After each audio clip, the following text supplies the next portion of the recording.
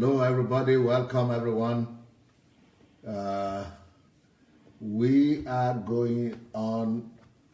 We just went on rather live on Facebook, and I think we are going on YouTube very soon. So please go call on your friends, call your family members, or anybody you are interested in to be part of this. Call them and invite them to join us. This is the conversation, we call it conversation with an atheist, but Innocent said is agnostic, so it's not a atheist. So, but the conversation with an atheist is a better title for it. So because a lot of atheists, African atheists, are actually sending their questions to Innocent, and then so it's like a mouthpiece. So this growing number of atheists, not just in the African continent, but all over the world. A lot of young people are leaving church, leaving Christianity, and are embracing atheism. So it's a good thing that we can address some of their issues and some of their challenges. So here we go. I would like to introduce and hand over the leadership and the anchor of the program to Innocent Magadji, who is the interviewee today, who is going to be sending in the questions. So, bonsoir. Bonsoir.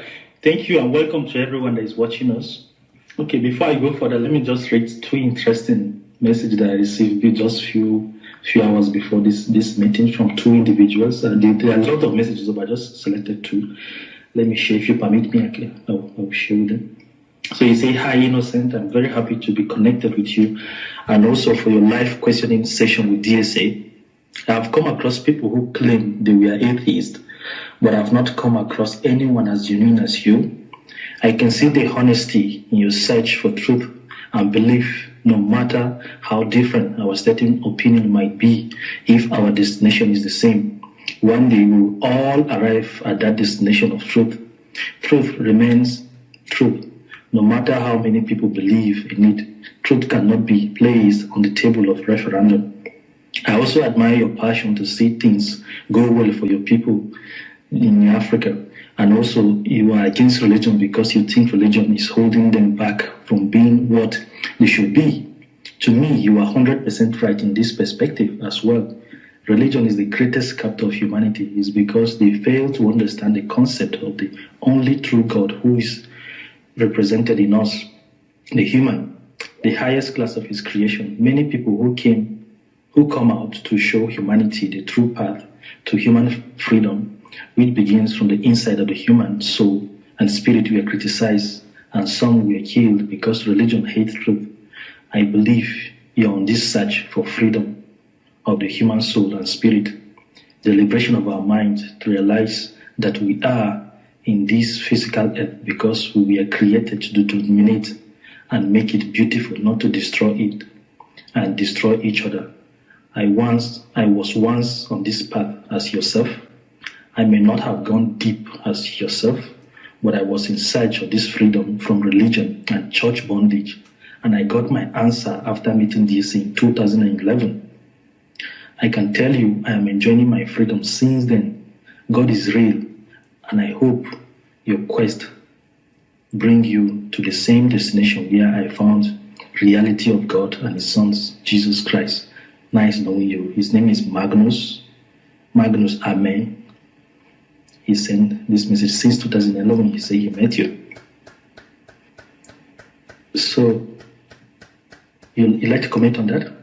Yeah, well, I think the person is used to be in your shoes.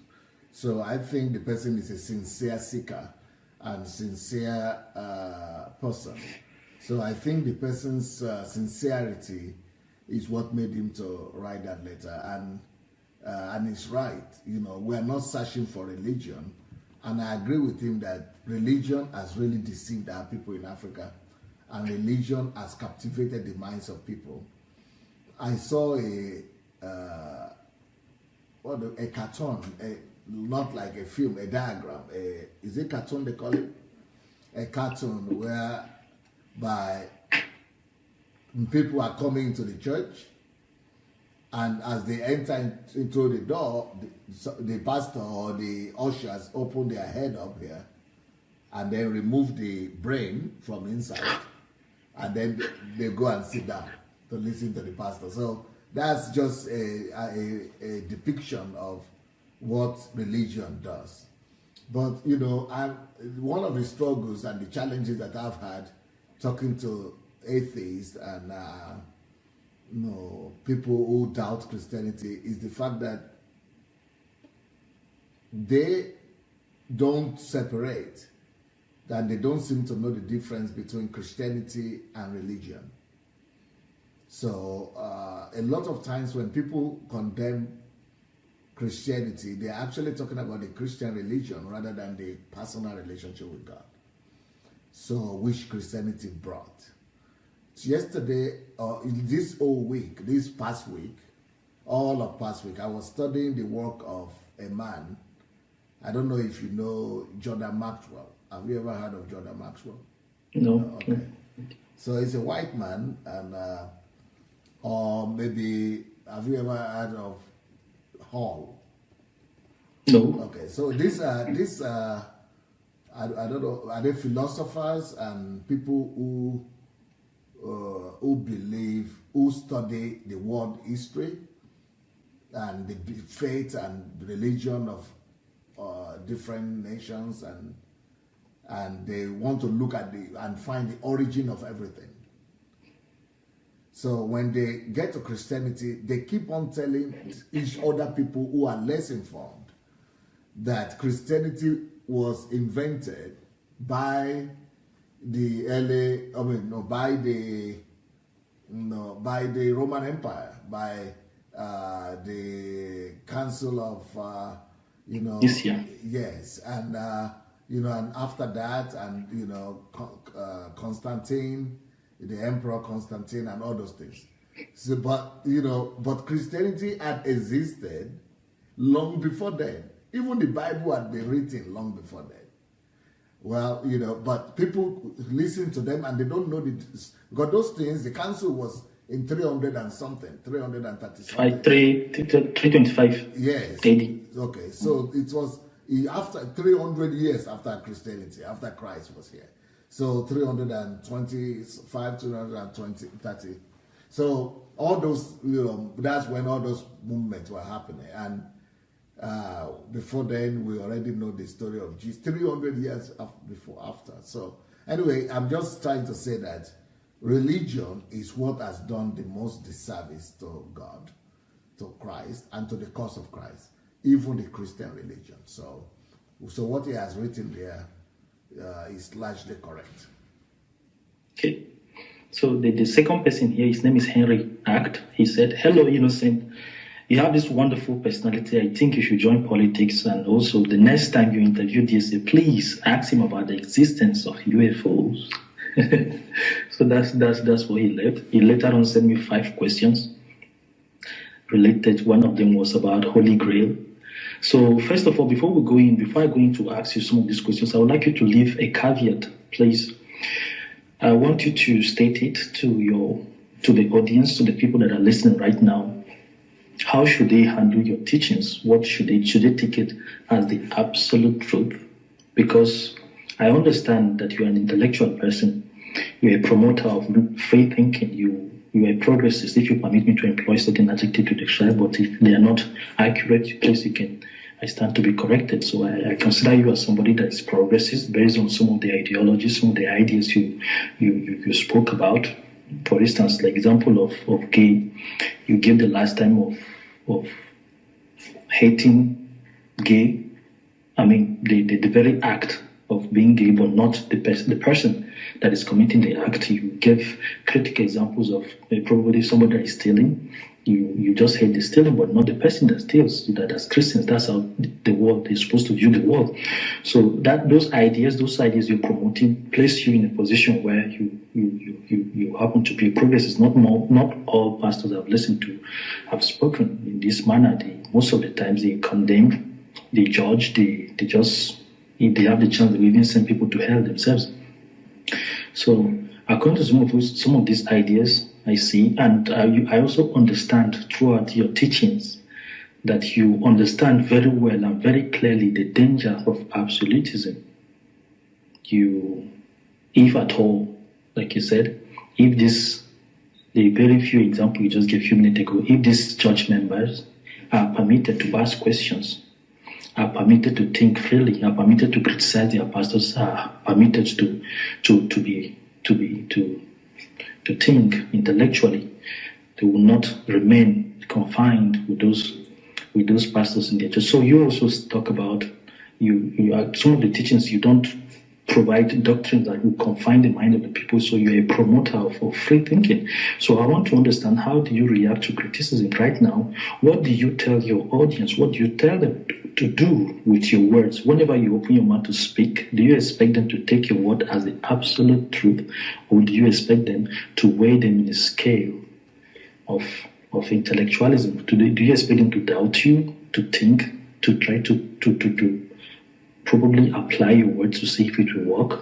How do you present your ideas to them, as the absolute truth, or as something? Do you encourage them to think critically whenever you speak about a certain topic? I see my words. Well, first of all, how do I see myself? I see myself as a conduit of God's mind. That's on one hand. On the other hand, I see myself, better still to say, I see myself more as an interpreter, a transmitter, an interpreter, an explainer of truth rather than the originator of truth. So since I am not the originator of truth, and since I don't claim to have my own truth or school of thought, what I would say is that I am like a vessel, a channel that is interpreting the mind of God to people in a way, or that is conveying to people in the mind of God, or the personality of God, the essence of God, the thoughts and the ways of God, in the way that I feel will be easier for my generation to capture it, to believe it, and to understand God better. So I see myself as an interpreter of God. I see myself as an explainer, as a conveyor of God's mind. So whatever I say cannot be taken as absolute, and whatever I say cannot be regarded to as flawless, because I am just using my own abilities, my intellectual capacity, and my own skills to convey and translate and explain and interpret the essence of God the way I understand Him. And so the only thing that will be infallible or absolute in what I'm saying will not be my words, but the truth themselves as it relates to truth as in the laws of the universe, or truth as the essence or the personality or the person of God. But my words, I will be the first one to admit that a lot of the things I say is just my own attempt to say them the best way possible. And there will be a lot of faults, a lot of inadequacies, a lot of weak links in some of the things I say. But I will always tell people like this: I might not do everything right, I might not say everything right, but one thing that will be very difficult to dispute about me is my genuineness and my sincerity. Even if I'm making a mistake somewhere or in some things or the other, it will not be because I want to lead people astray. It will be because I genuinely believe in what I'm saying or doing. Okay, thank you. So people have heard now. You're encouraged to think, you're encouraged to research, you're encouraged to think intellectually, not to suspend your brain and just listen and get indoctrinated, but you're encouraged to research more. It's a very humbling thing to hear you admit this, because not all people that have garnered such reputation will be humble to say that they want to be seen as gods.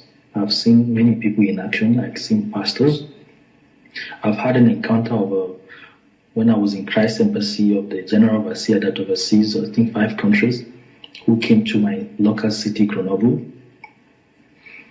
and he wouldn't permit me to speak. He asked me a question, and I was just telling him about the concept of the church.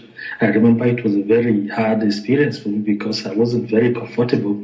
I don't like to be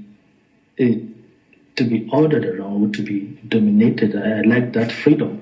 So when he was doing that, there was a rebellious spirit in me that didn't accept everything. He came with this big, and they would have to take some big car to take him to the hotel. Everybody have to take his bag and all those things. So I've experienced many people that he hasn't even acquired your reputation, but he's carrying himself in such manner.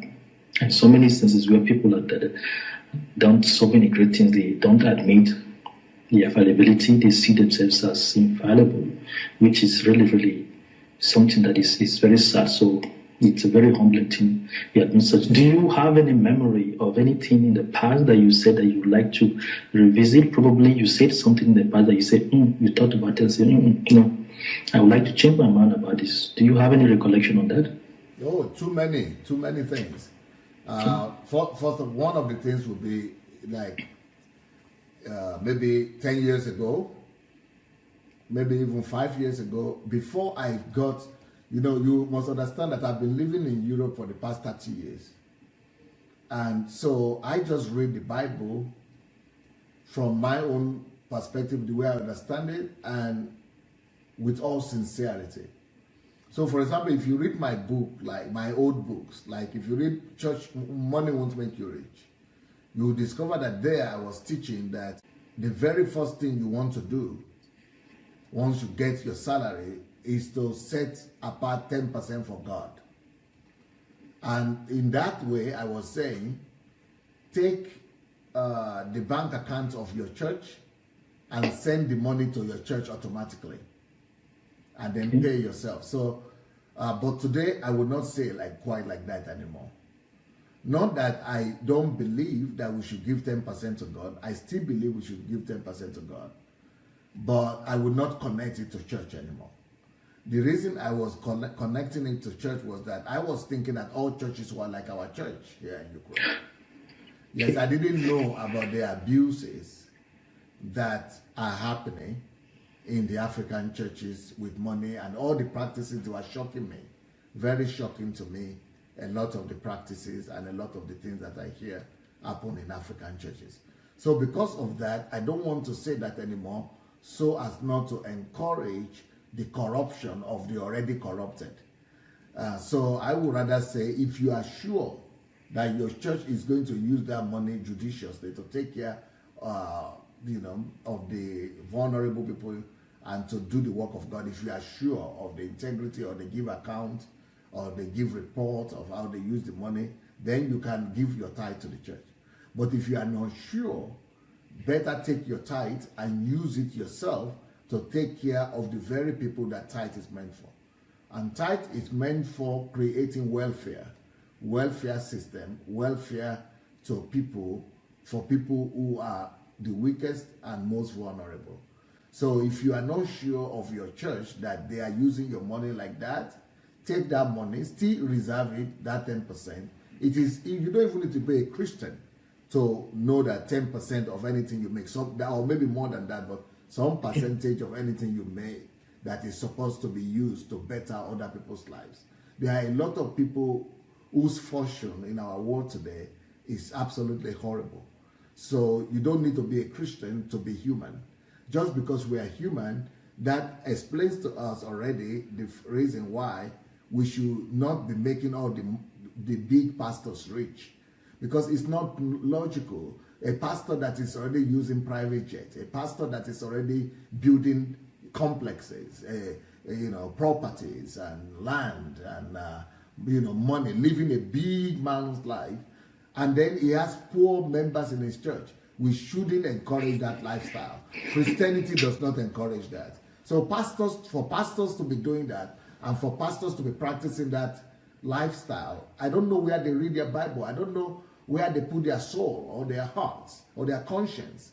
So that's why I would rather encourage people to, instead of taking their tithes to those churches and to pastors like that, it's better to use their tithes and use it to look for the most vulnerable people in the society and use the money to help them. It might be more than tithe, but if you have faith in your particular church or pastor, please go ahead and do it.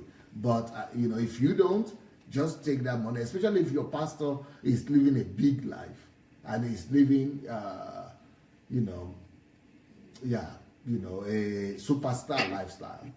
Then that's a sign for you that you don't need to be committing your money to that kind of church anymore. Unless you know that same pastor is actually empowering other members of the church, that is not the only one that is that ostentatiously rich, but he has made provision for every member of his church to become like him. Then that would be something a little bit different. Cool. So if I understand, according to your logic, this tithe, why do we pay it? Why do we have to pay that 10%? Is it not to gain some blessings? It's just to support the vulnerable? Is that what you're trying to say? Yes, I don't think one should look at tithe as something that they must pay, or I don't think one should look at it as a duty or as a law. I think we should look at it as a gratitude to God that gave me the wisdom to make this money, that gave me the strength. And I just want to be great, even without God in the picture. I just want to be grateful that I'm healthy, that I'm able to walk, and I want to share some of my goodness with other people. Life is about giving, and when you give is when you even feel better. So why don't I just extend the good that I have, the goodwill of God that I'm enjoying? Why don't I just extend it to other people who might not be as comfortable or as as fortunate in life as myself? It's just an act of being human. And what is the easiest way of doing that other than putting aside some part of your income regularly? Then it becomes a system.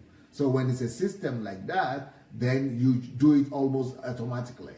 So what I'm trying to say is that when people read that book, they might be thinking, okay, Pastor Sunday said this that time, he's saying something else now. Well, it's because I'm growing, because I didn't realize that people would take money from people and then be using it to live just to live big. And then the same poor people in their churches will be suffering, and they will not even bother about it, and they will still be collecting money from them.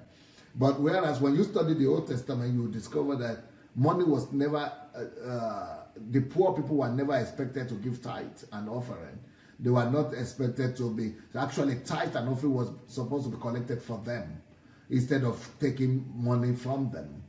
But some of these churches, especially the charismatic churches, Word Faith churches, they will even explore the poor by taking their last, and they will even find scriptures to justify that. It's really sad, because I also read it's good you're addressing this, because I remember reading one of your live broadcasts, somebody left a comment. I remember reading the question. He was like, it was during that time that the priest Bruhaha that came on. He was like, Dr. Sunday, you're speaking about tithe. Do you remember you said so thing in your book? I can't remember precisely. Maybe you addressed that. I don't know. I can't remember precisely, but I remember reading such a question like that. Okay, so now we're talking. We started this interview. We started talking about the Council of Nicaea, which is actually one of the questions. So instead of starting from the number one, and then it seems like a digression, I would like you to comment on that. And before we go deep into that, there's something I want to say about this Council of Nicaea, how it happens, what happens, and why most people consider it as the beginning of Christianity, because it was believed that the scripture was in scrolls. They were in stones, in table stones, not table stones, the law of Moses, but most of the scriptures were in scrolls. So it was the final act, the collective act. Why Christians, people who believe in Jesus Christ, were called Christians, because it was a derogatory word even from the beginning to be called a Christian. Peasants, which was like all those Christians, like the Christians, all those people that they don't know anything. So that was how everything started until the official universalization of the religion of Christians. So I understand clearly that there were scrolls that were collected, numbers of books that were collected, which I have the list here. I would like to call them different books. We have the book of the Apocrypha book. I would like people to take note. Some of these books might sound familiar to you that are listening. Say there has been much disagreement over the years to which book constitutes the Apocrypha and indeed the list of the books. So the first book that we have here is the book of Tobit. We also have the book of Judith, the book of Addition to Esther. Then there's another book that's called the Wisdom of Solomon. Then there's another book that's called the Ecclesiasticus, otherwise known as the Wisdom of Jesus, son of Sirach. Then there's another one, Letter of Jeremiah, and Songs of the Three Holy Children, an addition in the Greek version of Daniel. There's another one, there's another book again that is called Susanna. There's another book again that is called Bel and the Dragon. Addition to Daniel, or the Prayer of Azariah. There's another one that's called the Prayer of Manasseh. Then another is called the First Maccabees. Then in another book here, the Pseudepigrapha, they call it, is called the Epistle of Barnabas. The first and second epistle of Clement to the Corinthians. The letter of the Smyrnians, yes, also known as the Martyrdom of Polycarp. There's another one called the Shepherd of Hamas. Another one again is called the Book of Enoch. The other one is called the Gospel of Judas. There's another one, the Gospel of Thomas. The Psalm of Solomon. The Odes of Solomon. And the list is very long. The Testament of the 12th Patriarch. Second Baruch. There's another one called the Book of Adam and Eve. The Act of Philip. The Apocalypse of Peter. The Gospel of the Nativity of Mary, the Gospel of Nicodemus, the Gospel of Savior Infancy, the History of Joseph the Carpenter, the Act of Paul, including Paul and Thecla, the 7th Epistle of Ignatius, the Epistle of Polycarp to the Philippians. So these are some of the long list of some of the books, some of the scrolls that were collected that were believed. And then some of these books were initially added to the Bible until they were subtracted because they were believed that they were non-canonical books, they were not canonized. So these are some of the modifications the Bible went through. And this Council of Nicaea, if we understand it clearly, it was a council where 300 pagan bishops were invited to officiate, to canonize some of these books. They sat on a table to decide to bring out a single book called the Bible today. So the Bible never existed as a single book. There were different books in different locations until the people were being invited to bring their testimonies. Libraries were being visited to collect some of these books. So the reason why this Council of Nicaea is very important because it was a huge project that Emperor Constantine took upon himself, and he invited these people to come on and gather this book to make it one Bible. So we see the evolution that this Bible went through. We saw that at some point they decided to subtract certain Bible. We saw that some books are talking about dragons here. And we also saw that there are books also here that are talking about reincarnation. So it was later on studied that some of the books were contradictory to the initial books that were in the Bible. So they selected these books. They thought that these were the best books, and they canonized them, compiled them, that brought one single Bible that we have today. So I believe this is the debate surrounding on it. So what can you comment on that? You see, it is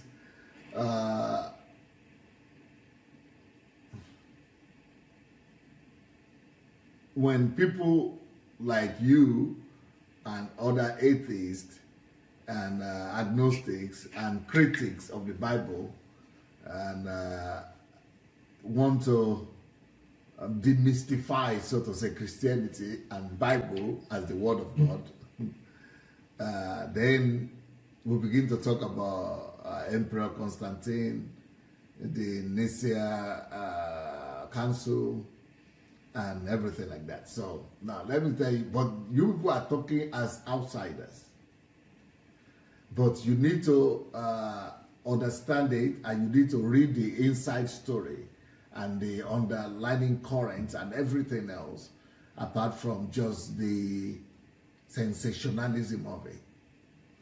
Now, let's imagine a situation whereby 1,000 years from now, maybe not 1,000, let's say 300 years from now, something has happened. Let's say a war breaks out all over the world. And this war has brought devastation. Everybody, the civilization is lost. Now we want to collect back, 300 years later, people who are living, who will be living in that 300 years later, are saying, let's now let's regather and recollect the civilization that was there 300 years before this whole crisis came. So, and everybody knew that there was a book that was written by Shakespeare. And they knew that this Shakespeare's book had 48 chapters, for example. But because everything is scattered, everything is everywhere, but they knew something, that it is in the form of a book.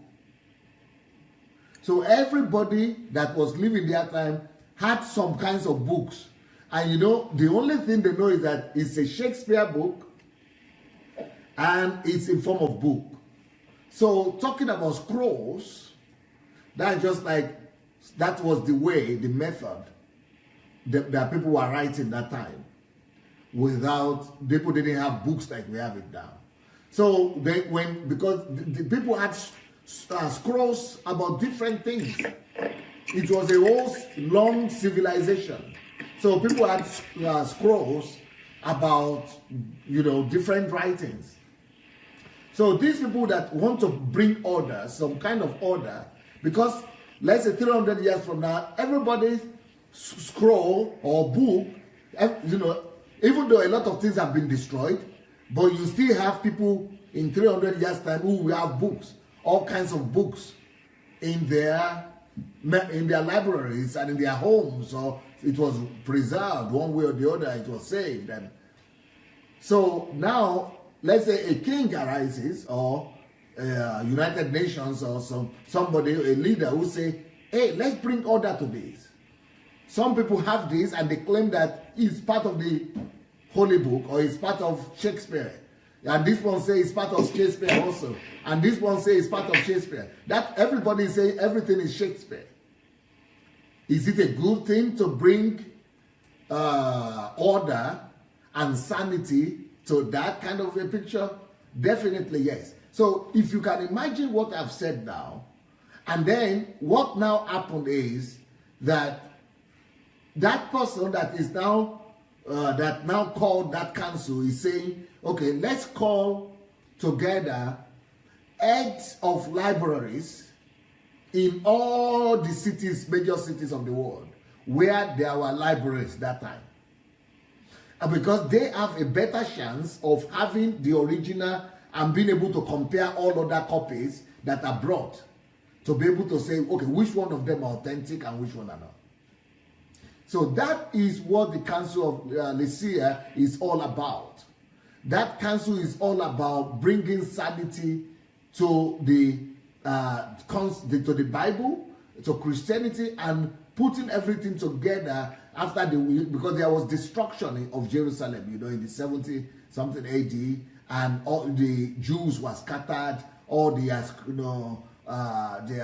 temples and prayer places were all, people, all kind of things happened. There were also big earthquakes that also brought a lot of destruction. So a lot of chaos. But some people had some scrolls with them. And some people will be using all different kind of scrolls and be claiming that they are the Word of God or they are the Bible. So when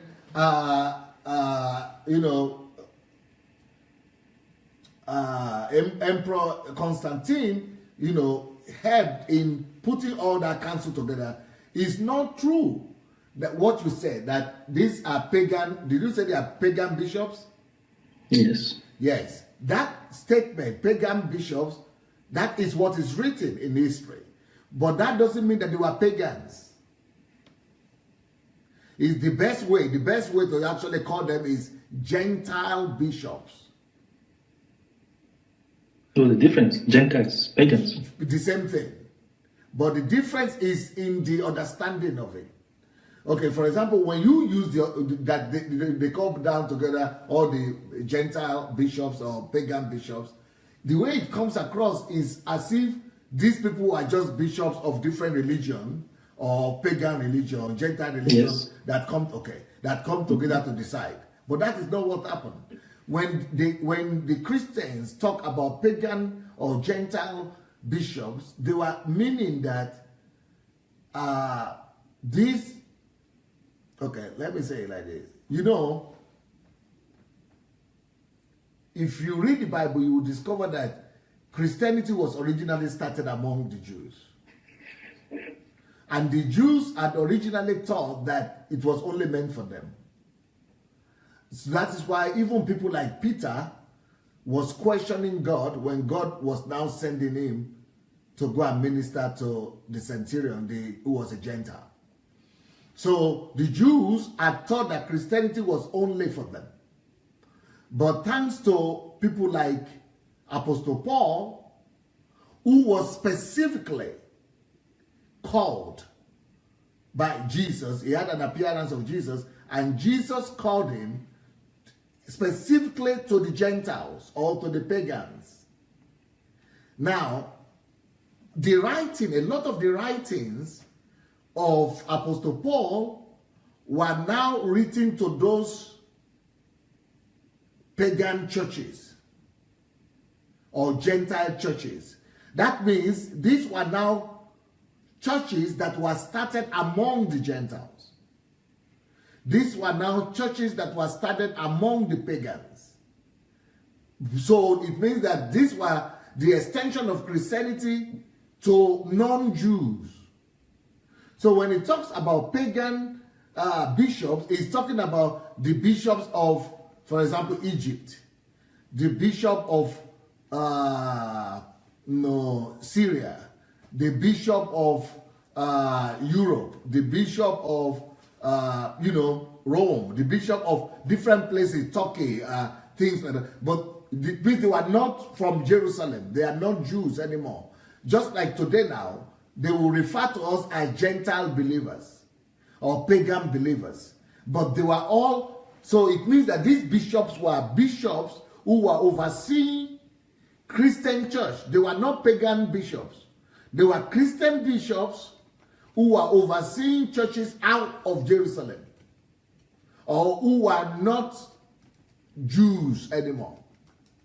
So when you read the Bible, for example, Paul will call himself an apostle to the Gentiles. Now, because it says he's an apostle to the Gentiles, doesn't mean that he himself is a Gentile. It only says that that is where he walks. He walks among the Gentiles. But he's brought Christianity to the Gentiles. But these are no more Gentiles, these have become Christians. So, but what really happened actually is that in that Council of Nicaea, what happened was the top 300 Christian theologians and bishops were the ones that were called together. The most prominent, the most thorough, the most spiritual, and the most respected bishops and theologians of the Christian church, including the head of churches in formerly pagan territories or formerly Gentile nations. So these people, the head and the most prolific and the most spiritual, the most senior of all these spiritual leaders were all gathered together. Just like I use in my analogy, that if you want to convey the book of Shakespeare, and the most people you might want to call will be heads of libraries or heads of, faculties of literature in colleges who are experts in this subject. So that when they now look into the book, into the pages that are presented as the work of Shakespeare, they will be able to tell us that, no, this is not Shakespeare from his language. This is not Shakespeare from his style of writing. This is not Shakespeare from his logic. And this is not Shakespeare from his construction. So the same thing happened in that Council of Nicaea. It's one of the greatest things to happen to Christianity, because it removed all the dross, all the dirt, and all the near-Christian, neo-Christian realities that were all around the world at that time. And it was because there were a lot of cults that were Christian cults, or there were a lot of groups that were actually Jewish. So at that time, it was very difficult because the Jews held a lot of leadership position, and they were respected as the people who started this, through whom God started this Christian faith. So there were a lot of things and doctrines that were coming from the original Jewish origin that were not having anything to do with Christianity. So all those books, like I said in my illustration also, in my analogy, that if we give an assignment to somebody 300 years from now, after destruction, after flood and earthquakes and wars, and we say, just look for books, the archives of books, look for books. What we need are just books. So everybody will bring all forms of books. Some of them will even bring my own book there. But we are looking for the book of Shakespeare. That is exactly what happened that time. We needed scrolls. And scrolls were not too many, but they were there. There were many. But it was not only Christians that used scrolls. And scrolls were used not just to write holy words, the word of God, but they were used generally to write generally in that time. So the fact that all these other books that were, some of them were about, like you said, dragon, some of them were about reincarnation. So there were always different doctrines and different beliefs. Even during the times of Jesus, there were people who believed in the resurrection of the dead. There were people who didn't believe in the resurrection of the dead. There were people who, but they lived in the same age with Jesus, but they had the same beliefs. And they too were writing their own belief systems.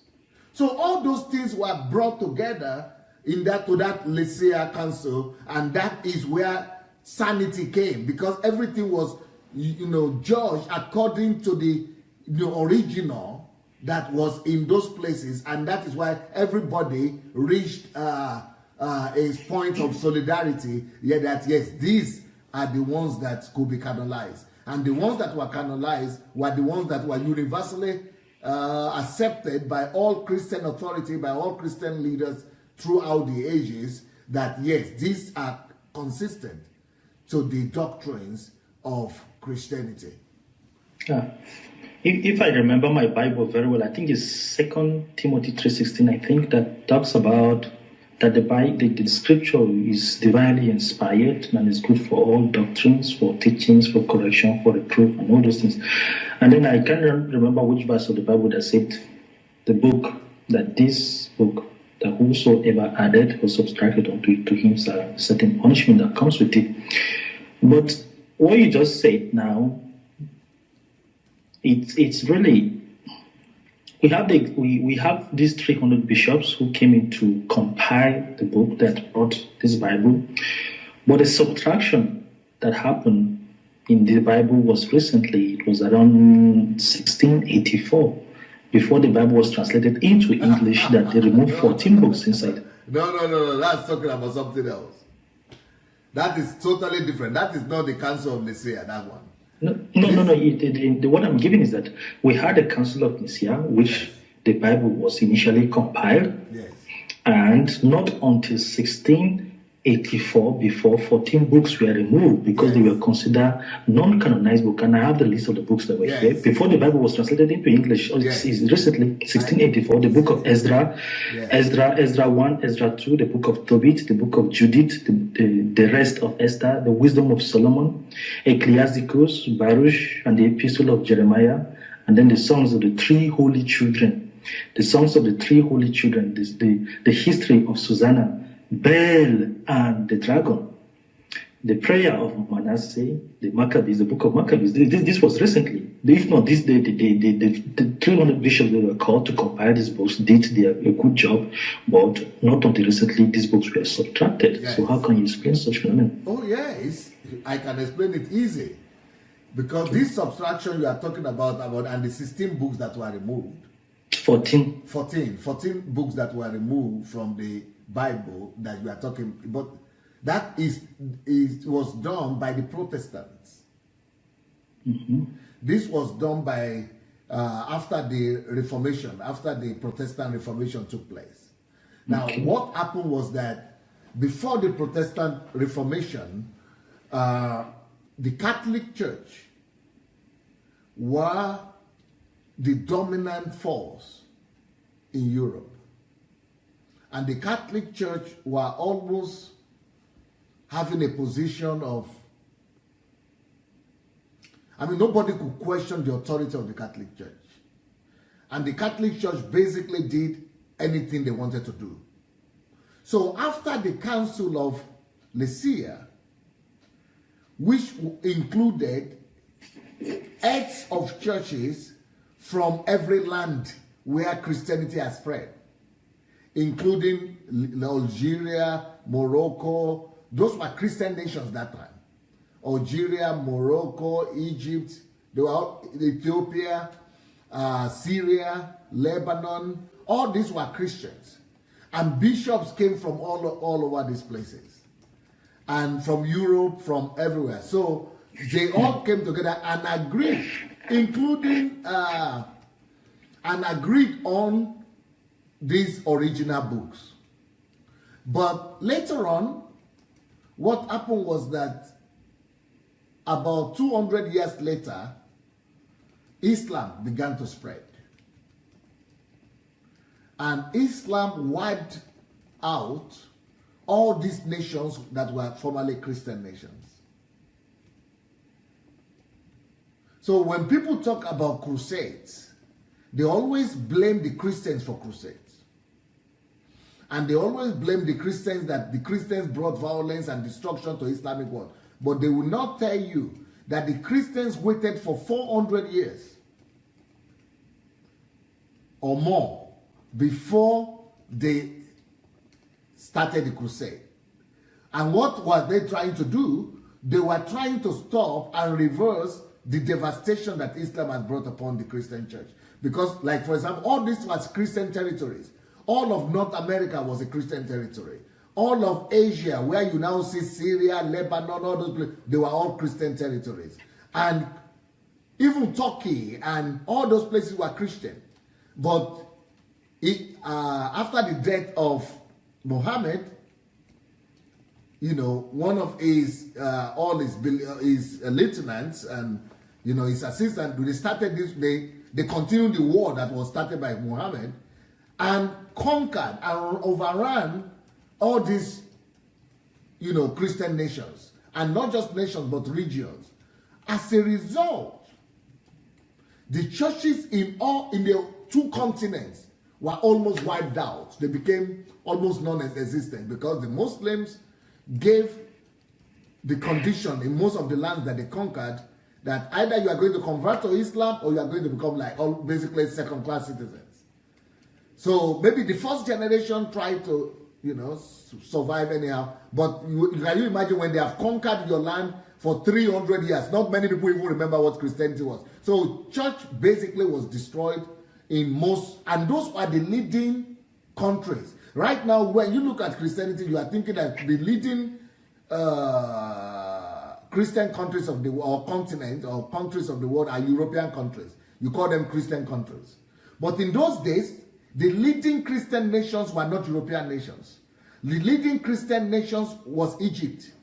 The leading Christian nation was Morocco. The leading Christian nation was Syria. The leading Christian nation was Lebanon. The leading Christian nation was Algeria. These were the leading Christian nations. So it's just like saying now, something horrible happened, all of Europe is wiped out. So after all that, all those Christian nations were wiped out, that is what led to the, part of the reasons that led to the, because they also almost overran Turkey too. And later on they overran Turkey. And by this time, and Turkey was the capital of Christianity.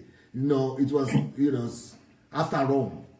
Constantinople. Constantinople, yes. So it was the capital of Christianity, but it also fell. So a lot of devastation. So what now happened was, because the center of Christianity has been destroyed and become so weak, the only last fort Christian stronghold, the only Christian center that was left in the world was just Europe, Rome and Europe. So they were not the senior before. Now they are the only ones left. So, and no peer control, no peer submission anymore, because the other ones had now been so weakened that Rome could basically do anything they wanted. So absolute power corrupts absolutely. So because of the absolute power of Rome, what happened was that a lot of horrible things were happening. Rome will single-handedly, when I talk about Rome, I'm talking about Pope. I'm talking about the Catholic Church. Because apart from the Catholic Church, we had the Orthodox Church. Apart from the Orthodox Church, we had the Syrian Church. Then we had the Egyptian Church. It's called, what they call it? Coptic Church. Then we had the Ethiopian Church. So they have different churches that were the main real church of the Lord Jesus Christ at that time. But now it was only the Catholic Church left. So the Catholic Church now declares itself Catholic and the universal church, absolute power and absolute. So because they declared themselves absolute power and nobody was controlling what was happening to these popes. In fact, the popes declared themselves almost the representative, second to God. Vicarious Fidel. Yes, the representative of God on the earth. So, and because you are the representative of the God on the earth, you can do and undo. They began to fight for that position. Some of them will impregnate women, the nuns. Some of them will go to war and with the kings and the emperors, the little European kings, be taking money from them. The corruption was much. So it was in that process of confusion that they went and added just one of the popes. You know what I mean? Some of the popes were doing some crazy stuff. I mean, some of them were having wives right there. They couldn't have the right to do it. But some of them were having many of them. Children were being born. All kinds of things were being done. I mean, so one of them just added, you know, I don't know what is the history, but I think somebody proposed to him some of these books as interesting books. And they went and added those 14 books to the original 66 that were agreed in the Lycia Council. But nobody could question them. They were basically the only people left for the next, like, how many years? 500 years or so, or 400 years, this was happening. Nobody could question. It's regarded actually as dark ages in Europe and in the history of the church. Nobody could question the Catholic Church.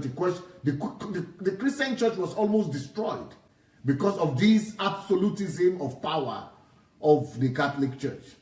So, and that is the period where they decided to go and fight and, go back to, do the Crusades and all kind of things. So, anyway, but when the Protestants, that's what you are now talking about, 500 years ago, took place, the Protestant they know the story that no, this is, and that's why, what is the Protestant? The Protestant were protesting against all those wrong things that were now reigning in the Catholic Church.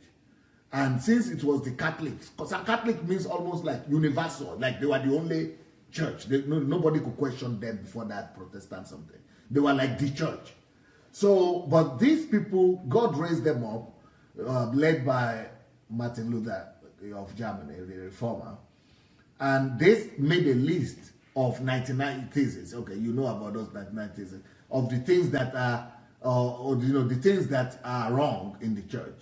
So they made a list, and one of those things is that this thing is not these books, additions to the Word of God, to the original, something that has been agreed by all the churches that are those churches are weak now. They couldn't question. Nobody can question the Catholic Church. But these people say, no, let's return back to the originality of the Word of God. Let's return back to the way everything is supposed to be. So that is now what the Catholics did, what the Protestants did. Now, why you are now saying it was removed only 500 years ago, why was that done, is because the Bibles that we now use are mostly published by the by the Protestants. So in these Protestant books, you don't find those 14 books anymore. But if you look for real core Catholics, you will find out that they still have that old Bible with those books that you just mentioned now. Yes. But it is no more universally accepted. Because even though when the Protestant Reformation was happening, the Catholic Church and they fought them, they wanted to destroy them, kill them, but they disagreed. But 400 years later, about 100 years ago, the Catholic Church itself came to accept most of the list and the thesis that the Protestants protested against. So the Catholic Church also had a council of where they were, were reviewing their history and their mistakes, and that was at the point when they accepted that a lot of these things that Martin Luther protested about, they were actually right. So Catholics, that's why you will not see those Bibles being used generally even by the Catholics anymore, because the Catholic Church officially have agreed to a lot of the Reformation points that were raised up by the Protestants. So that's why you don't have those ones in the Bible anymore. It's interesting to see that there's a book of the bell and the dragon. When I saw those things, that is even nothing compared to the things that were happening in the Catholic Church those days. That is even one of the least ones. A lot of horrible things were happening in the Catholic Church. But, now the Catholic Church is much more sober. They are no more as dominant as they used to be. And they are not, they are much more, in fact, right now, the way I see things is that the African Church are now the ones repeating all the mistakes of the Catholic Church of old. The original Catholic Church, as far as I'm concerned, is even better than those charismatic African churches right now. I think the African churches, they don't learn from history. All those charismatic churches, they are not learning from the history of the church and from the problems that the church had, due to the excesses of the Catholic Church. And those excesses now are now being repeated in Africa by all these our GOs, by the same thing. They are just repeating everything that the people have done, and they are not learning from history. And that's because people are not studying history, and they are not studying theology, and they are not studying history. And because when you don't know history, you are going to repeat that history. One of the books that I found really interesting interesting is the book of Enoch. It's all about prediction. It's like a prophecy. It's a prophecy or something that happened, an event that happened, which the present day, the description of heaven, his vision where he was into trance and how he was taken into some celestial place, and he gave full detail of the description of these places. What is really interesting today is that the NASA, the company in charge of the airspace program that we have today, they took the description of this Enoch, the description of heaven that he gave, they built exactly. If you go to NASA today, it's almost exactly the description he gave, the height, the length of the building, the shape, and everything that it did inside. So they tried to reconstruct the heaven he gave. So most of them explain it. Most of them, the NASA, the people that are working NASA most, that came up, they were like, it wasn't some kind of God or the Christian God. They actually believed that it was an alien visit on the human, because most of the description they gave, and he say a chariot of fire. He said so because then humans, they don't know any better. They think when you see a chariot, they don't know what else to describe it. Just call it a chariot of fire. So they believe that it was a rocket that came down to humans. So that also is leading us to the next question that I would like you to address about that, of a recent research that came out recently. That was last year, December, on the 18th. It was on CNN, of a research that had taken on for a very long time. The American Secret Service, they are very discreet about releasing this information to the people. So they decided to release it last year, 18 December, 18, yeah, because that was when the news was going on. It went viral to the people that were interested in it. They released a result of the publication of some of the findings they did, because this thing started long ago. I think since 1940, when they were trying to look for the name of the object that they saw, a debris of a flight that fell, and they couldn't identify some of the components of this aircraft. They couldn't tell. So they got some of this object, and then there is an area currently that is said that it doesn't exist in the map. You can't find it through GPS or whatever. It's called Area 51. So there's a secret location where most of the great American aircraft, fighter jets that we are being produced were produced there, were fabricated there. It's a place, it's an underground place somewhere. It's just inaccessible for any human around. It's a very secret place, well reserved for some of this research, because they found some precious materials there that they were using. So let me just read what I wrote. Say they did it so that some of these things that they found, they said they didn't give any full details of the classified document, well, debris and the replication of the aircraft, which has distinctive characteristics. So some of these debris, some of the things that they have, they try to replicate some of these aircraft, and these are some of the things they find out. They say that the thing has no obvious flight surface, no obvious form for propulsion, and with an extreme maneuverability and hypersonic velocity. It's a positive lift, defying the laws of aerodynamics. They found out that this aircraft, this so-called aircraft that landed, some of the components are not found on Earth. You can't produce them, and the maneuver it can easily turn in a certain way. It was initially described as a disc. So do you think, in your own opinion, it's safe, therefore, to conclude the possibility of the existence of extraterrestrial life? Do you think that's very much likely? Of some kind of dating, some other planet apart from we humans? Do you think that's very possible?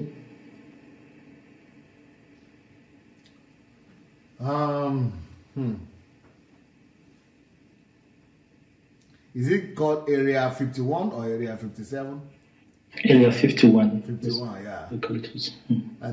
Well, what I would say is that there are a lot of secrets still unreleased by NASA or by different government. You know, the American government has some information. Russians have a lot of information, and many different governments of the world, somewhere in New Zealand or Australia, they also have some information. They have these things, these things are classified. There was a politician in Canada who was, I think he used to be the Secretary of Defense in Canada in the 50s or 60s, that also started campaigning for this, that the governments of the world and the government of America will release more information to the public, that there is a phenomenon there. So I know that phenomena could be caused by different things. And that is another proof to us that we are limited. We don't know everything. And that to me supports my own argument against the atheist argument. Because atheists and agnostics are just people who discover things as they appear. So, for example, they are saying there is no God now, but they don't know what they will discover tomorrow, day after tomorrow, in 100, 1,000 years. That will say, you know what? It's true. We didn't know that we didn't have this information. And because we didn't have this information, so we couldn't confirm that there was God. We only said there was no God due to the information we had that time. But now we now know better. So that is why I would not put my faith in what atheists say. And that's why I said it the last time that I don't follow the African, religion, Christianity that you see right now. That's not Christianity. You will be missing the road. Then don't follow all the Africans or other, African-centric or people who are saying all kind of things about Christianity or saying Christianity is not. People don't know.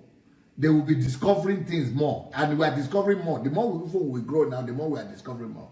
People will still discover. That's why I can never be an atheist, because it's too risky. So because they will discover it 1,000 years later when I'm no more here, and I've made my own decision, I've made mistake to follow their confusion and their ignorance because they were not aware. So I will not do that. I would rather, pitch my tent with what I know as being truth from ages. So I will not be in a hurry to reach a conclusion that there is another civilization apart from human civilization. We don't have enough information to decide yet. But if you as an African also come out, I will also tell you that there are other phenomena that happen in Africa that we need to prove, and we need to do experiments to see if they are true or not. For example, if an African or somebody will come right now to the West, to Europe or to America and say they have seen a bird that became a human, or that they have seen a human that became a bird. Now, I cannot verify this information as well, but there are a lot of myths and a lot of stories in Africa that border around these kind of things. In fact, sometimes you might even be able to find some remains or some goat or some bird that is, oh, it was a human being, oh, this one. But those things cannot also be verified yet. Or, people will say that wishes fly, or that they become a human being. I would not say I believe those things until they could be verified and proven. The same kind of, so those are abnormal realities and abnormal things that have happened, that happen in life that we might not be able to explain. I would put the UFO question in that same category until we could have more information. Okay. So I would like you to comment on the event that happened on the 30th of July, 1908 in Siberia. They call it the Tunguska event. It was a huge phenomenon, an explosion that happened in a large forest. So they still carrying on research, which I think is almost close to 100 years now. 1908 should be up to. So that there was a huge explosion, and they couldn't find any debris of any explosive materials, any atoms. So the analysis, the collection, the specimen they collected from the ground, there was nothing to analyze. There was nothing at all. No any, I don't know, uranium or some kind of substance to prove that there was an explosion. But it happens, and it left a huge vacuum of a hole on the ground, and the trees were scattered and were destroyed, which the government took record, and even the American government are still carrying research. They still couldn't explain such phenomenon. What can you comment about that? But is that not the phenomenon that was recorded where they said they had some cries and screams coming from the ground, like from hell? Yeah, I'm not quite sure about that. This they couldn't explain at all from the specimen they collected, and they couldn't tell anything at all. Well, yeah. I would not be able to comment on that as well. I will also see that as part of the abnormal or what they call it, paranormal. Yeah, paranormal occurrences that we either we don't know enough to judge, or that is we don't have enough information, or we don't have, our technology is not enough to be able to find out. I would rather leave that to science and technology right now. Meanwhile, let me make an announcement. Some people might have noticed that I sent out invitations, Facebook invitations, and people might be wondering, oh, somebody is trying to clone, my page. No, I am the one sending out new, fresh Facebook invitations to my people, to people who are active on my Facebook page, on my public page. What happened is that once in 6 months or once in 3 months, I try to review my Facebook friends. So when I see people who are no more active or who have not been active on my page for the past 1 year or 6 months, I remove them and I invite, because there are so many people right now. Can you imagine? There are 40,000 people who are waiting for me to add them as friends. So can you imagine 40,000 people waiting for me to add them as friends, whereas I can only have place for 5,000. And out of that 5,000 that I have, I discovered that 70% of them are old friends. Old friends that don't agree with what I now teach. Old friends that don't agree that I criticize their pastors or bishops. Old friends that, that have cut relationship with me. Old friends that would not come on my page to watch my program. So I want to remove all of them.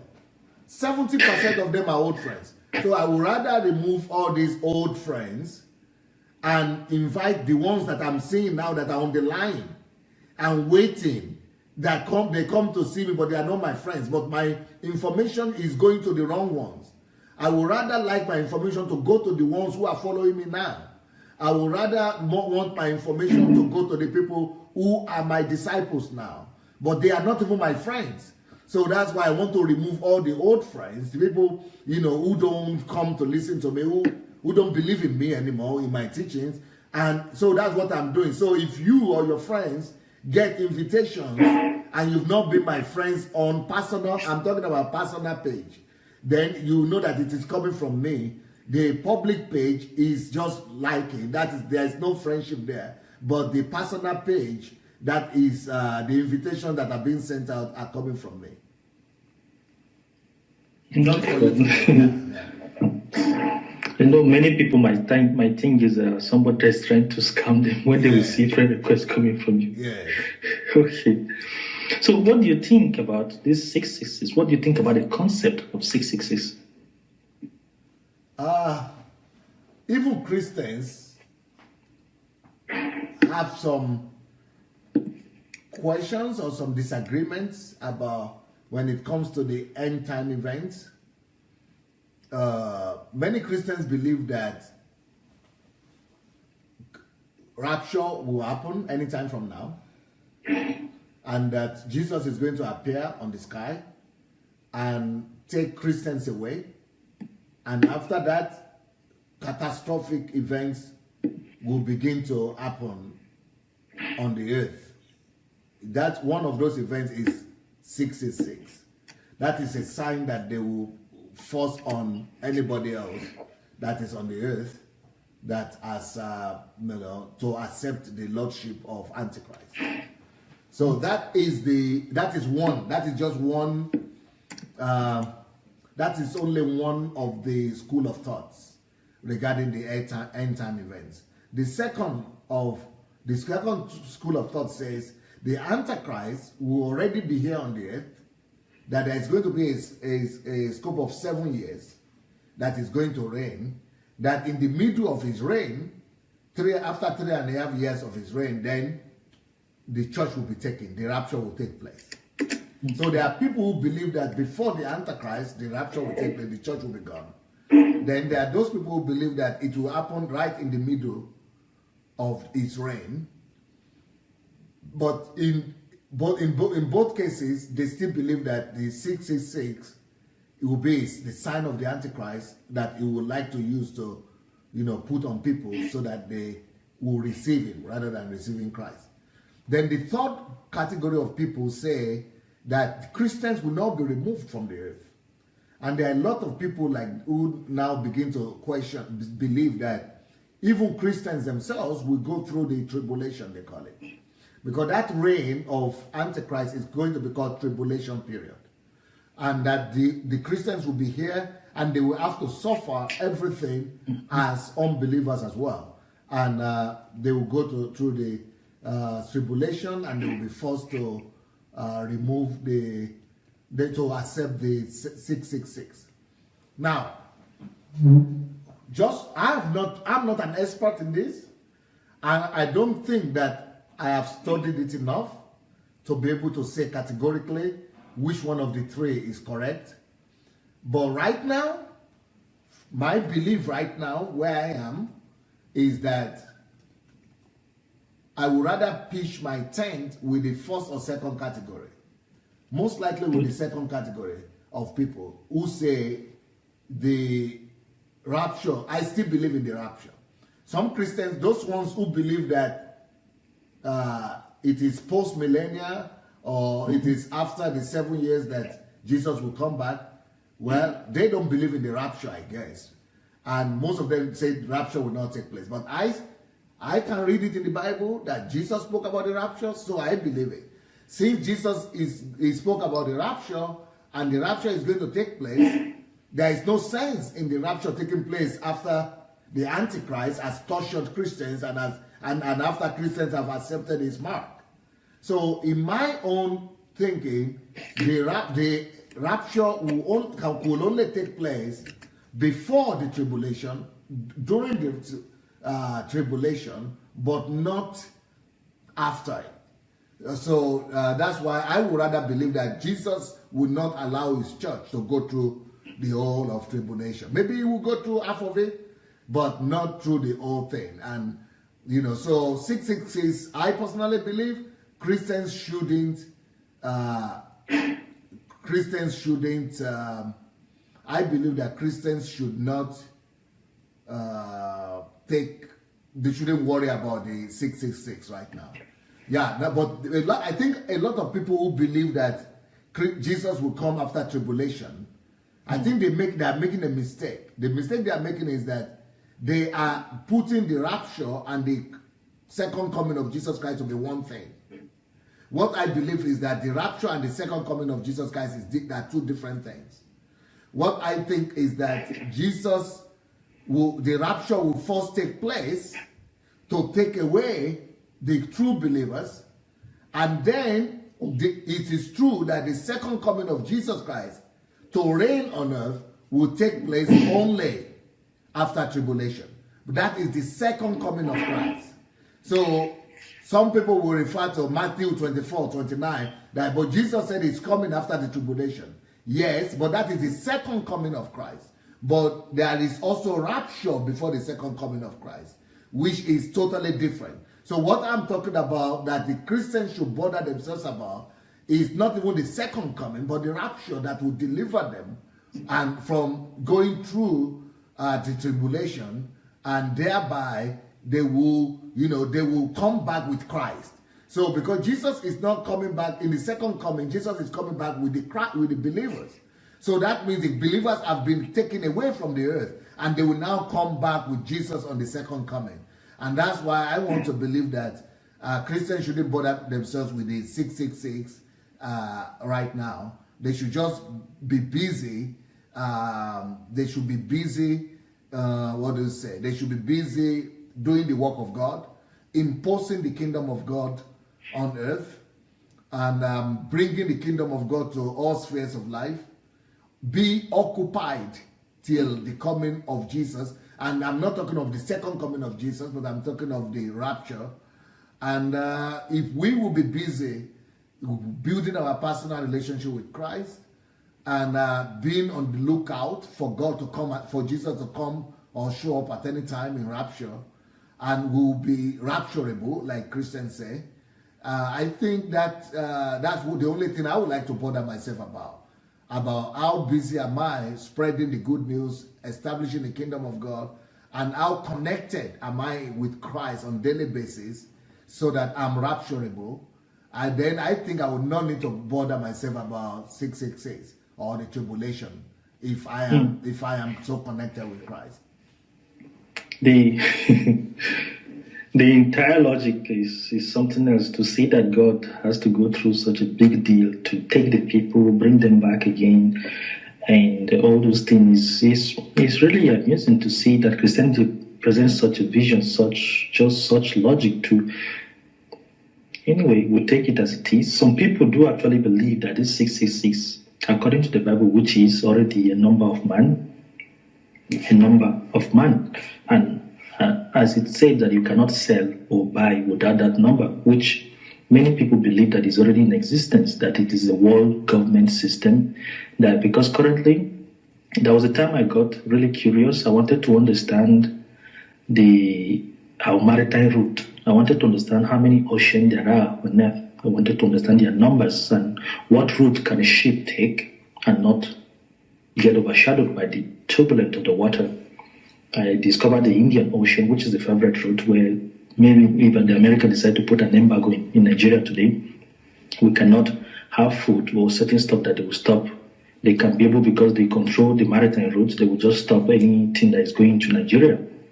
So that the Chinese are trying to escape from the American hegemony. Now they're trying to look for a different route. They're trying to create their own oppression. So that they say, so there is a number that they tag on different goods. Anything that you have, they call it patent. If you don't have a patent, you cannot sell certain stuff. Of course, somebody can. There's a rise in Vietnam. That if an American already take that in and have a patent about it, nobody else can produce it. He will take right over it. So these numbers, they make sure that the control is a form of a system put in place to monopolize the system just by some few elite. So is it therefore safe to say that the Bible describes this system as a system where you cannot sell or buy if you don't have this number?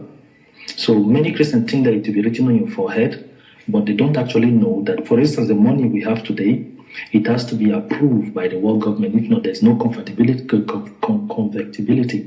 They have to give you a certain number. They have to give you certain stuff. All the central bank that we have in different countries, there's a conspiracy theory that people believe that it's controlled by the Rothschild family. I don't know how true that is, but they believe that if your currency doesn't have certain number, if it's not approved by the World Bank, by a certain organization, you cannot convert it. It cannot be converted with dollars. There were a few countries that were into that system until recently. The Libya, they alleged that they killed Gaddafi for that very reason. And then North Korea, Kim Jong-un, and then a few countries, so that they refused to adhere to this system. They were having their independence, so they were being forced to accept the system. So people believe that this system kept in place, and there's something new that's coming in. They call the New World Order, and that will be able to unite people. They will control your currency. So you cannot sell no buy, you cannot exchange any goods without this system that is put in place. So many people believe that since the Bible describes it as the number of man, that they believe that is the 666 they are talking about. It's not going to be a physical appearance of some kind of creature with two horns. It said that it will come in such it will take over the government of the world. So I don't know, what do you think about it? Yeah, I think a lot of speculations. I will regard that as a speculation, and I will also say there are other speculations of people who believe that the ships. There are companies now that are using ships and telling people to put ships on their hands or their head or their, and just to be able to make all the information about them. Most likely, in the next 30 years, all of us will be carrying ships. We will just not have any option because that's where all the data, instead of you carrying passport. So a lot of not just for passport, but to know your identity. Like in passport, so you know your DNA and everything. It's just easier in ship to have a ship. So people are saying, well, Pastor Sunday, that might be the sign of Antichrist, 666. It's because the ship, it talks about like a ship. It's a sign on people's body. I don't think so. I think that if that is the case, then everybody will be carrying the ship because you will not be able to buy. If you go to the store, everything, everybody will be able to. I don't think so. I think it's going to be something much more dramatic. I don't think. Yes, I think it's going to be something very, very dramatic. I think because in the Bible, the way it says that some people are refusing to do it because they want to still be saved. And they know that this is evil. So it means that people will know that this is evil. So, but right now, what they are happening, people don't even know that this is Antichrist. People will know, and that's why I think it will be more dramatic. So I would tell Christians not to be afraid of the currency. Use currency, and don't be afraid of the sheep. If you need to take it, take it. Don't be afraid of it. The whole world will take it. But I think that the residence and the indwelling of Christ in any believer and personal relationship with Christ will save people, will save us from 666. I personally believe that personal relationship with Christ will deliver us, will deliver Christians, and Christians are going to escape that tribulation. That's what I think. Okay, in conclusion, I might be convinced otherwise. I might still be, somebody might come with a superior argument to convince me and to prove to me otherwise. But they have to do a lot of work, and their work has to be thorough, because I am right now very, very convinced about the fact that Christians are not going to go through tribulation, and I have scriptures and a lot of evidences for that. But somebody is saying this is not a live video. It is a live video. Is it Reggie or Reggie? Reggie Adewale, we are live. I'm reading your comment right now to you, Reggie Adewale, so that you know it's a live video. Yeah, go ahead. So in conclusion, I would like you to comment on Galatians 4:22-24. I don't know, I would like to read it loud. Somebody sent a question, very important. The person said, for it is written that Abraham had two sons, the one by bondmaid, the other by a free woman. But he who was of the bondwoman was born after the flesh, but he of the free woman was by promise. Then 24 say, which things are an allegory? For these are the two covenants, the one from the Mount Sinai, which gendered to bondage, which is Hagar. So this is Apostle Paul speaking, claiming that Abraham, the Sarah, and her maid, the bond and the free woman, he's speaking to the congregation and telling them that these things are allegory. What can you comment about it? What's the question again? The question is, okay, let me read Okay, I read again from 22 to 25. He said, "For it is written that Abraham had two sons, the one by bondmaid." This is King James Version. Let me look for the simple it's okay, international. it's okay. No, that's good for me. King James is fine. Okay, because the language is a little bit complicated probably for those that are listening. It's okay. Okay, so he said, "For it is written that Abraham had two sons, the one by a bondmaid, the other by a free woman. But he who was of the bondwoman was born after the flesh, but he of the free woman was by promise." This is the next chapter, the next verse is the most important one that the person is precising. He said, the thing just talked about Abraham, the Adam, Sarah, and Hagar now. So the next verse is 24 that says, as Apostle Paul speaking, he said, "Which things are an allegory? For these are the two covenants, the one from the Mount Sinai, which generates to bondage, which is Hagar." He described Hagar as an allegory, that Hagar, he talked about Mount Sinai. And then, so the person now is saying that actually Apostle Paul is speaking to the congregation and telling them that Abraham never existed as a figure, but as an allegory. So he's giving an example and saying it is referring it to Mount Sinai. So that the Bible is written here clearly in the New Testament that the Old Testament is an allegory. And this is a statement made by Apostle Paul. Oh, now I understand your question. What a fantasy. That is a crazy fantasy from atheists, and not really atheists, especially from those are the kind of people I call Africanists, Pan-Africanists, or Afrocentric theologians or philosophers who believe that the Bible itself is a made-up thing. But that passage, what it's talking about is what it's called allegory is not the existence of Abraham. That is the allegory.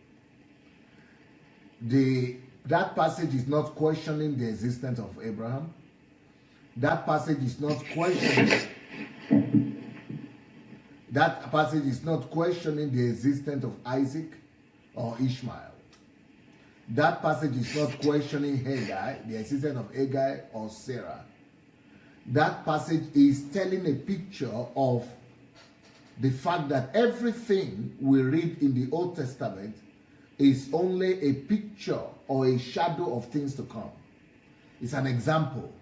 So Old Testament is an illustration in physical life, physical illustration, a play out of something that is yet to be manifested spiritually in the New Testament. So for example, the children of Israel were in Egypt physically in the Old Testament, but that is a picture and a shadow of things to come. And that is supposed to be the physical illustration of the spiritual reality in the New Testament, which means the Egypt we are talking about is no more a country, and the being in Egypt is no more like going down to be in slavery. We're now talking about the slavery to sin, the Egypt of sin, the Egypt of past life. And land of promise is no more just a certain land in Israel or in Palestine. Land of promise now is a place, a kind of calling, a sphere of influence. You don't need to go to Israel or Palestine anymore. So also is the whole history of Abraham.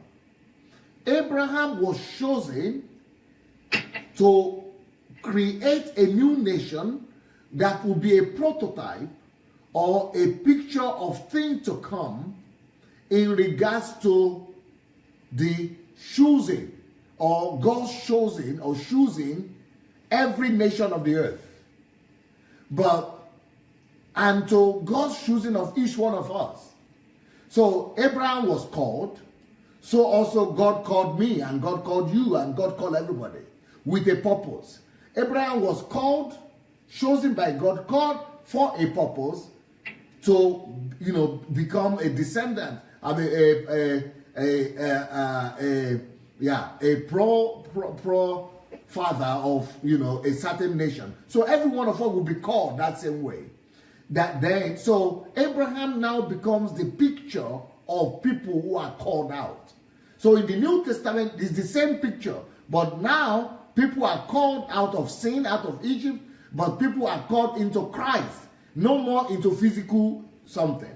So when he was now talking about the bondwoman and the child that is born by the bondwoman, and the story of the child that is born by Sarah, that is chosen, that is what is called an allegory of something in the New Testament. So what does that allegorize? That allegorize the fact that in the New Testament also, after Christ has come, there will be people who are only born in the flesh. Like I and you were born in the flesh. But the people who will be saved are people who are not just born in the flesh, but people who are born of the Spirit. So that there will be existence of two categories of people in the New Testament, in the world. The people that are only born from the flesh, who never will have to experience the second birth of the chosen birth of God, which means there will be people who are saved and people who are not saved. That is just what it's talking about.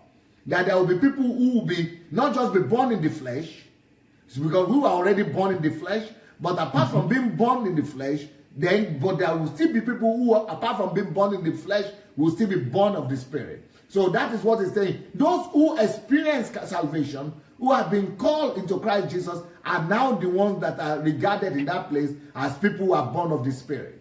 And then he went ahead to talk there that the people who are born of the flesh will always persecute the ones that are born of the Spirit. Just like the ones that was born illegally were, the child that was born illegally, the descendants, were also persecuting the one that were born of choice. So it's just an allegory of the Christian life versus the unbeliever's life in the New Testament. He's not saying that Abraham was an allegory or that old story was not true. Okay. Let me just quickly relate it because our time is off yet, I can see. So he said, for it is written that Abraham had two sons, one by the slave woman and the other by the free woman. His sons by the slave woman was born according to the flesh, which he just said, but his son by the free woman was born as a result of divine promise. Yes. These things are being taken figuratively. Yes. The women represent two covenants. One covenant is from Mount Sinai, okay, and bears children who are to slaves. This is Hagar. Now, Hagar stands for Mount Sinai in Arabia. Who is saying that? It's still in that is 25. This Apostle Paul is saying that. No. It's not saying Mount Zion in Arabia. It's not. It say these things are being taken figuratively. Yes. The women represent two covenants. Yes. One covenant is from Mount Sinai. Yes. And bears children who are to be slaves. This is Hagar. Yes. Now, Hagar stands for Mount Sinai. Yes. In Arabia. That's what is written. In Arabia? Mount Sinai in Arabia, okay. That's what is written. Okay. Because I know we have the Sinai, the desert. I thought you were talking about Saudi Arabia. Sorry. Yeah. It's same Mount Sinai in Arabia. Yes. And correspond to the present city of Jerusalem. Yes. Because she is in slavery with her children. But the Jerusalem that is above is free, and she is our mother. So that's to 26. Yes. Okay. So it's really interesting when I saw that word allegory, because I wanted to understand if he was actually disputing the existence of these figures in the Bible in the past. The allegory is that, okay, just like Abraham gave birth to two sons, so also, but the two sons are originally from Abraham. Just like the people who are, God is that is the symbol of that Abraham. God created the people who we will call unbelievers, who we will say were born in the flesh or live in the flesh. And God also created people who are Christians. They are both coming from God. But the child of promise in the New Testament are the ones who actually answer the call of their father, who receive the salvation that their father has sent to them, and are born of the Spirit. Because when people get born again, we say they are born of the Spirit. But the ones that are not born again, they are not born of the Spirit, they remain like in bondage to sin, in bondage to Satan. So that is the allegory. The allegory is that is a parallel story of something and that is supposed to talk of the another meaning. So the story that happened, the real life story that happened with Abraham and his children, is a picture, is telling a story of the future world, the way the world will be in the time of Jesus and in the time of the church. So that is what it's talking about, allegory, not that reality never happened. All right, okay. Me, it's always interesting for me to see that God is taking such huge deal to prepare the people, to refine them, to recycle them, to make us go through a lot of trouble, trials and tribulation, a lot of things. I'm trying to understand that logic, and I hope I'll get to understand. So I'll just link the chapter. Is Galatians, for those who want to go and read further, is Galatians chapter 4, verse 22 to 26, to see it for yourselves. Thank you so much, DSA. And thanks for those people that are sending their messages, the comment. I receive a lot of messages. I read all of them. They are sending encouraging words and they are thanking for this program. Many people are really, really happy, and most of them are saying, I also receive critics, so I want to thank you for the questions you sent and your encouraging words. I want to thank everyone who is contributing to Maiwa, to the progress of this program. Thank you so much. We already exhausted almost 11 minutes additionally. So thank you, DSA, for seeing us Sunday. All right. Thank you. Yes. Thank you so much, Innocent. We are coming back in the next 15 minutes to do a live program on love and on knowing God and understanding God through love. So I will be back in the next 15 minutes. Thank you so much, Innocent, and thank you everybody for the time. Blessings. Bye. Bye.